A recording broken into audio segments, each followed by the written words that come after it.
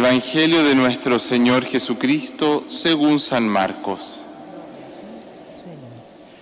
En aquel tiempo Juan dijo a Jesús: Maestro, hemos visto a uno que echaba demonios en tu nombre y se lo hemos querido impedir porque no viene con nosotros. Jesús le respondió: No se lo impidáis, porque quien hace un milagro en mi nombre no puede luego hablar mal de mí. El que no está contra nosotros está a favor nuestro. El que os dé a beber un vaso de agua porque sois de Cristo, en verdad os digo que no se quedará sin recompensa. El que escandalice a uno de estos pequeños que creen, más le valdría que le encajasen en el cuello una piedra de molino y le echasen al mar. Si tu mano te induce a pecar, córtatela. Más te vale entrar manco en la vida que ir con las dos manos a la ajena, al fuego que no se apaga. Y si tu pie te induce a pecar, córtatelo. Más te vale entrar cojo en la vida que ser echado con los dos pies a la ajena. Y si tu ojo te induce a pecar, sácatelo. Más te vale entrar tuerto en el reino de Dios que ser echado con los dos ojos a la ajena, donde el gusano no muere y el fuego no se apaga. Palabra del Señor. Gloria a ti, Señor Jesús.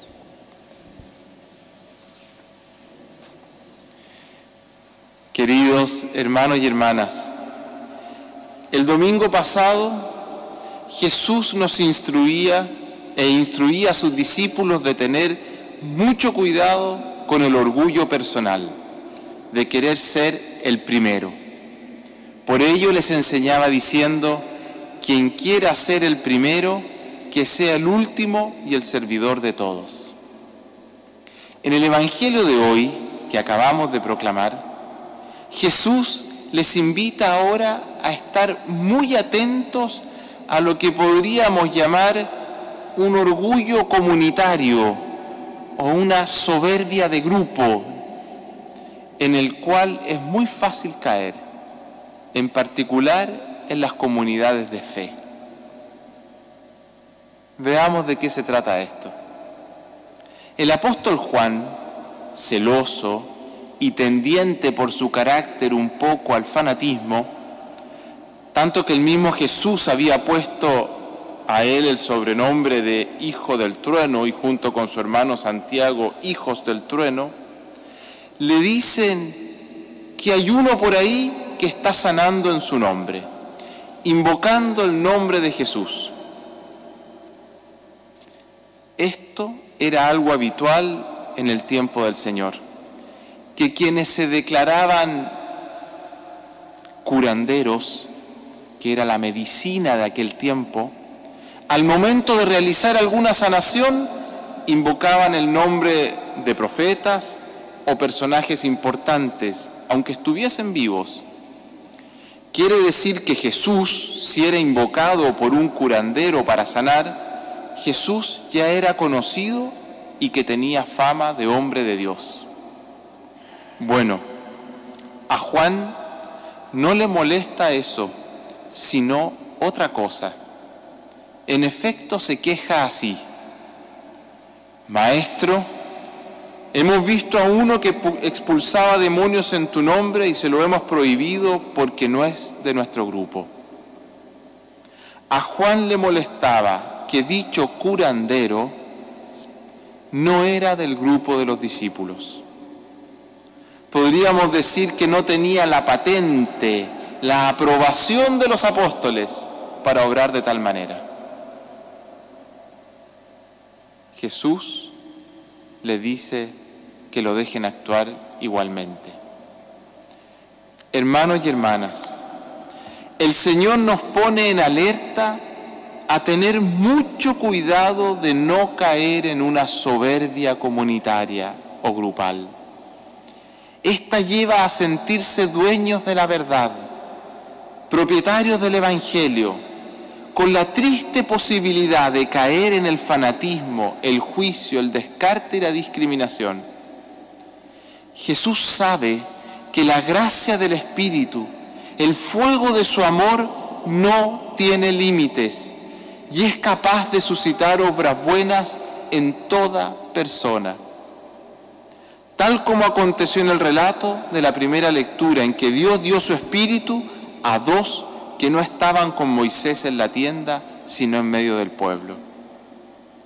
La Iglesia, nuestras comunidades, formando parte del reino de Dios, son una expresión de este, pero no lo agotan. Por ello, hermanos y hermanas, la invitación es clara. Nadie le ponga cadenas según sus criterios al Espíritu Santo. Gracias a Dios, este es libre en plenitud y es capaz de hacer germinar los más bellos carismas y ministerios al interior de su pueblo y de la humanidad. Por ello, en vez de buscar patentar bajo nuestros criterios de veracidad quién es o no buen cristiano, busquemos más bien desplegar las velas del corazón y las de nuestra Iglesia, para así dejarnos llevar por el potente y maravilloso soplo del Espíritu que sabe hacer nuevas todas las cosas. Tratemos de estar atentos para evitar sectarismos, fanatismos, rigideces que solo entorpecen la obra de Dios. Así, procuremos alegrarnos y dejarnos asombrar cada vez que encontremos el maravilloso obrar de Dios en la diversidad de sus hijos e hijas. Por otro lado, el texto de hoy nos regala algunos dichos de Jesús muy exigentes. El Maestro nos habló que si nuestra mano, pie u ojo son ocasión de pecado, debemos cortarlo y sacarlo para no ir al fuego eterno. Me gustaría precisar que se trata de un lenguaje clásico en la enseñanza semítica, una hipérbole, es decir, una exageración con el objetivo de dejar muy clara la idea que se quiere enunciar. Además, cuando Jesús habla de fuego eterno, la palabra precisa que utiliza el evangelista, y la pronunciamos 3 veces, es la jena. ¿Qué es lo que es la jena? No tiene nada que ver con el infierno, sino que era un pequeño valle al costado sur, al exterior de los muros de la ciudad de Jerusalén, donde se botaban todos los desperdicios de la ciudad y se hacían arder constantemente allí. Se podrán imaginar la inmundicia, el mal olor, el fuego y el humo. Era un verdadero vertedero o un basural.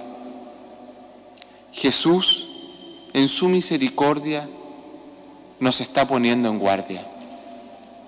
La vida tiene sus riesgos y uno de ellos, a causa de nuestras decisiones, es terminar en la inmundicia.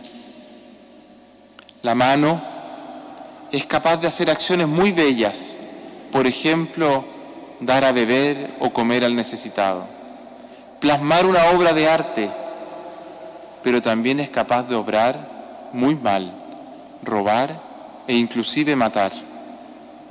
La invitación es estar atento a nuestras acciones, discernirlas bien a la luz de la voluntad de Dios, del amor a Él y del amor al prójimo, porque éstas nos van conduciendo al camino del bien o del mal, a vivir en la plenitud de la libertad de los hijos de Dios o a vivir en la esclavitud e inmundicia del pecado. Los pies marcan el rumbo de nuestra vida, hacia dónde vamos. Es necesario detenerse y pensar, ¿qué sentido le estoy dando a mi vida? ¿En qué estoy invirtiendo estos pocos años terrenales? ¿Voy caminando por el bien o por el mal? Jesús es muy claro. Si es caminar por el mal, nos advierte: ten cuidado, detente, córtalo, cambia de rumbo. El ojo es símbolo de nuestros deseos, de aquello que anhelamos o buscamos. Jesús nos pide revisar nuestras motivaciones más profundas. ¿Qué es aquello que mueve mi vida? ¿Cuáles son mis deseos y pasiones? Así estar muy atento. No vaya a ser que éstas, en vez de conducirme a brillar por el amor y el servicio, me estén llevando por un camino de ambición, poder, soberbia. Con estos deseos cerrados, Jesús nos invita a no dialogar, sino a cortar porque no son de Dios. Hermanos y hermanas muy queridos, el Evangelio es exigente. Así lo manifiesta hoy. Nos exige radicalidad, pero no en rigideces o sectarismos de tipo farisaico, sino en el discernir, guiados por el soplo del Espíritu de Dios, sobre nuestras motivaciones, acciones y el rumbo de nuestra vida, para que éstas sean verdaderamente reflejos de Dios, frutos de amor y de servicio al estilo de Jesús. Amén.